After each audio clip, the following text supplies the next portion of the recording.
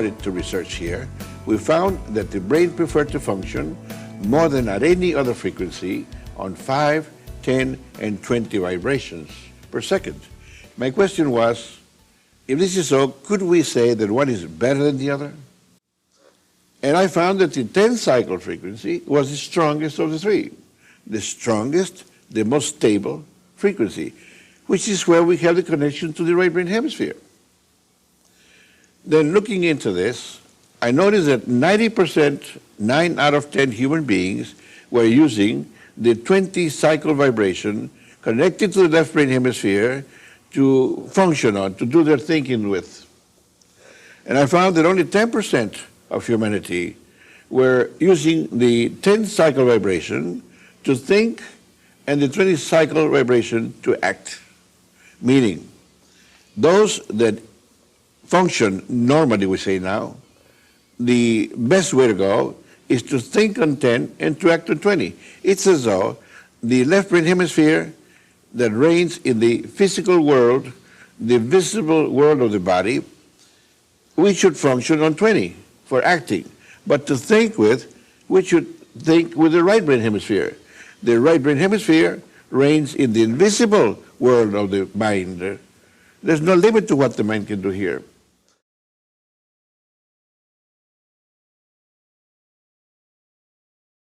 Once we find the dimension, then we need to get the student to become familiar with this dimension. But in order for the person to become familiar, we need to go over what the person already knows, what the person has experienced, so he will not jump into something new altogether. And what do we do here? We want to first get them to use their mind, meaning their human intelligence, at this dimension, at the 10 cycle frequency, and go over what the person has learned and experienced. What does the person have in mind as experiences? Well, what do you do more per day?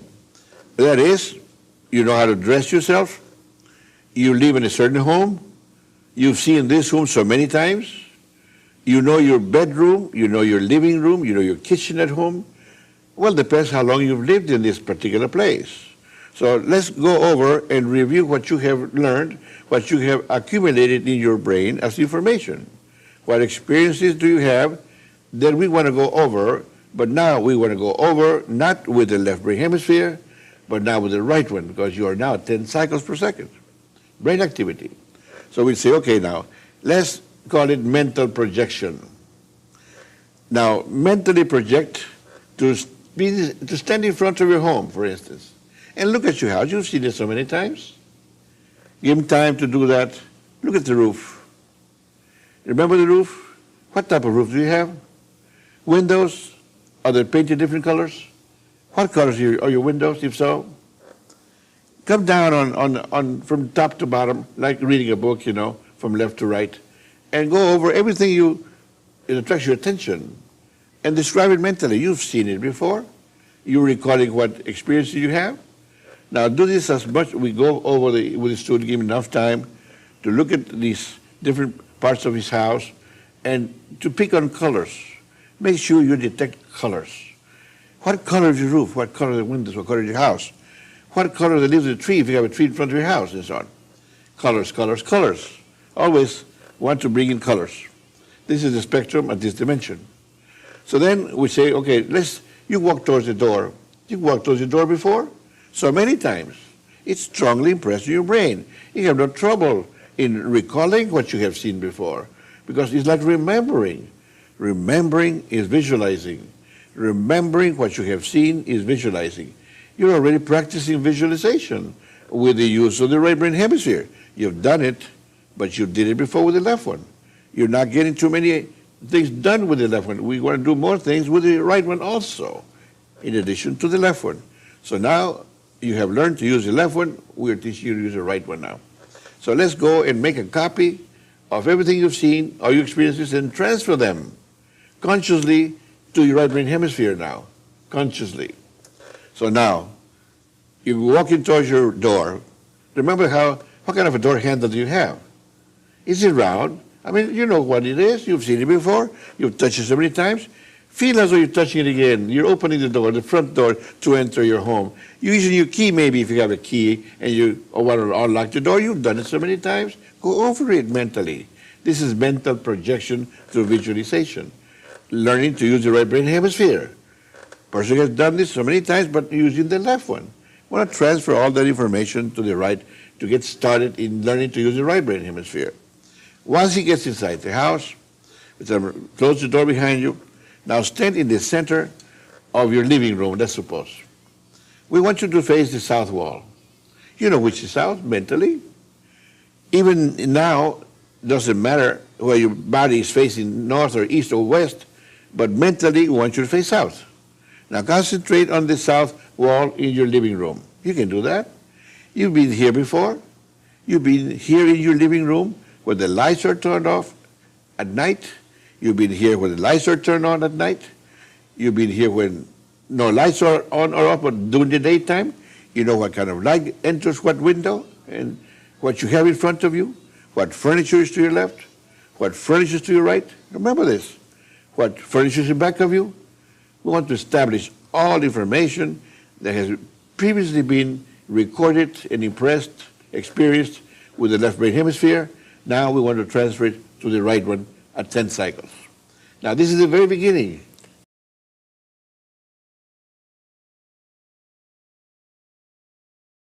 Remember that we mentioned the step-by-step procedure in how to remember things and establish points of reference on the right brain hemisphere that have been impressed previously in the left one, meaning transfer your experiences of things that you have seen to the right brain hemisphere. Once we have done this, then we move one step further. We say, for instance, we start going into things that you've never done before.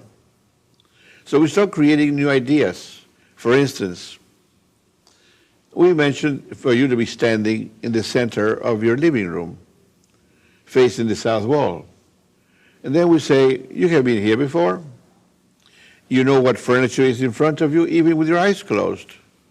Or if you're standing here at night with the lights turned off. Because you have been here before. You know what items, pieces of furniture are in front of you, to your left, to your right, in back of you, and so on. Now, we say, imagine walking towards the south wall. You want to touch the south wall with your hand. You see, now we are adding something that maybe this person never has done before. The person maybe never walked toward the south wall to touch the south wall. And we say, extend your arm, your right hand, and place your palm on the south wall. Touch the wall. We're doing it mentally. Well, he didn't have this point of reference with the left brain hemisphere. So we're establishing new points of reference now, which means using our imagination, because if you have not done it before, you're not going over past experiences, you're not recalling what you have seen or done, you're doing it for the first time in this dimension, you need to imagine it. That's imagination now, creating something or doing something here for the first time. Meaning doing something that you've never done even with the left brain hemisphere. So now the person is told to touch the wall. Get the feel of it. Is it rough? Is it smooth? Is it cold? Is it warm or hot, whatever? Get some more of your senses involved. The sense of touch, for instance, now. Say. Use the sense of touch with the imagination. And we say, whatever you imagine that it is like, this is what it is for you here in this dimension.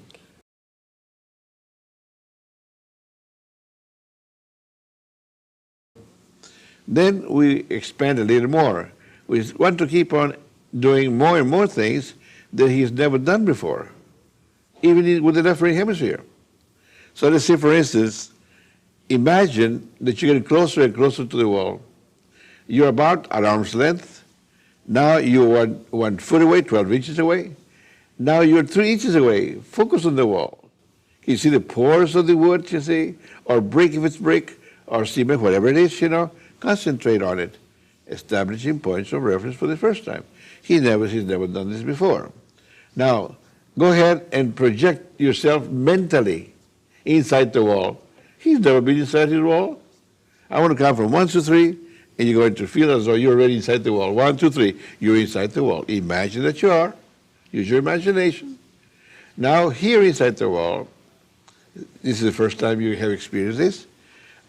Tell me, is there any sense of sight to be used here? Is there any light?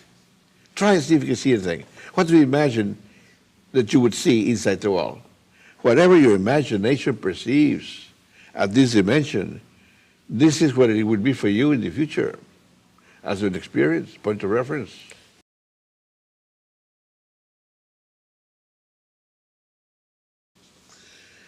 In other words, we're establishing points of reference with the imagination.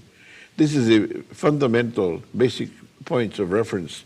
We're going to get more complex in the later exercises, so as to be able to find oil where there need to be looking for oil. Where's oil? How deep is it? What quantities are there? To find gold, for instance, we don't know where's the gold vein for finding gold. If we have experiences that we have been observing gold in the mental dimension.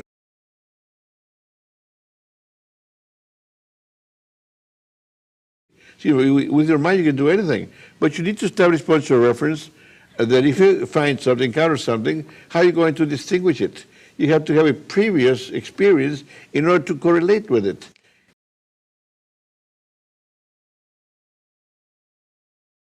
The mental dimension is an existing world like the physical dimension is. So we need to establish points of reference in each one of them. When you mention that the child touching the toy that is, and that later he touches it again, he knows what he's feeling, he can know what it is even with his eyes closed, once he has a previous experience in touching it and how it felt, you see. He doesn't have to see it to know that it's a toy. He will, with his eyes closed, guess correctly it's the toy because he has a previous experience. So it's the same thing here. When you start establishing points of reference or initial points of reference, initial experiences, with as many things as we can think of. In the inanimate world, the most common things that we expect to do, what are our needs? In the vegetable kingdom, for instance, also, we say inanimate world, physics, animate, vegetable, animate, animal, animate, human. We want to establish points of reference in every one dimension, in one kingdom.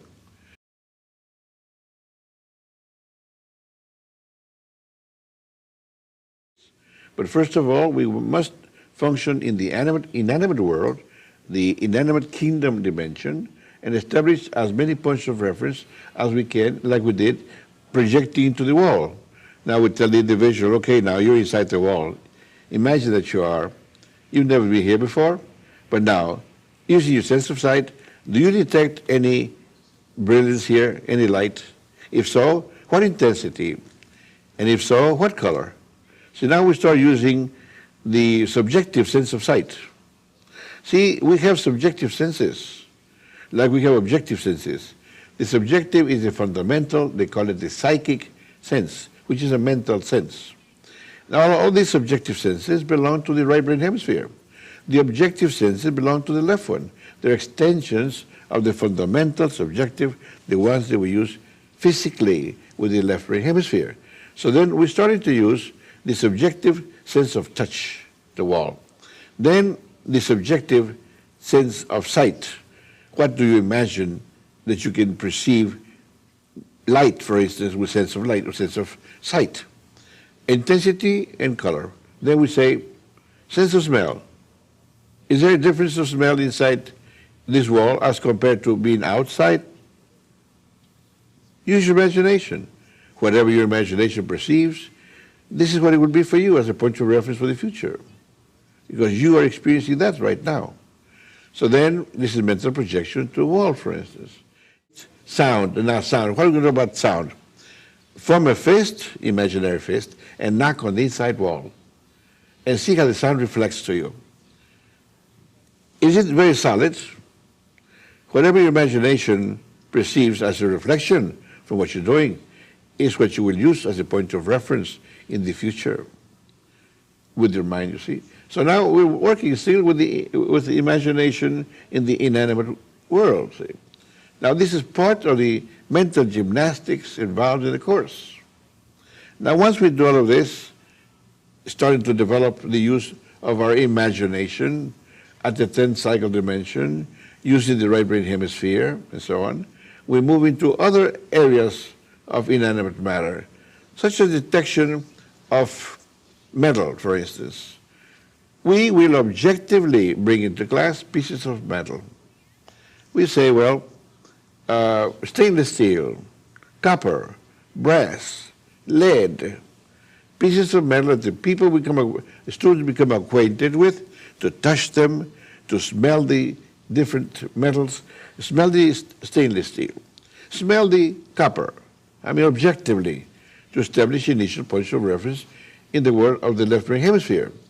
Now, once a person has established the use of all his senses, how it feels, how it smells, how it tastes, whatever he wants to do, all his physical senses, with stainless steel, then does likewise with brass, then copper and lead, then we project into the mental dimension.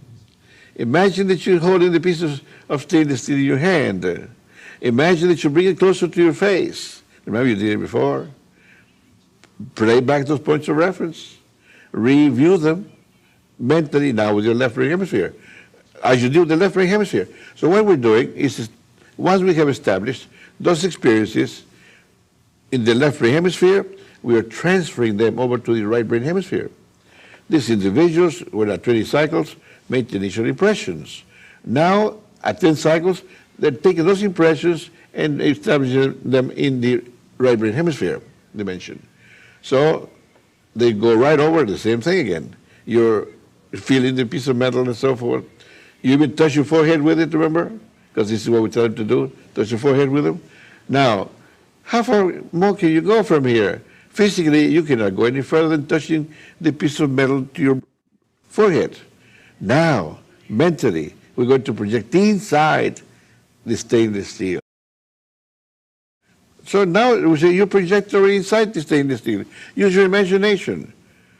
Now, go ahead and tell us what kind of light or amount of light, color of light do you see here?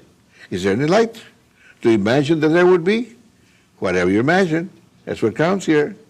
He's establishing points of reference.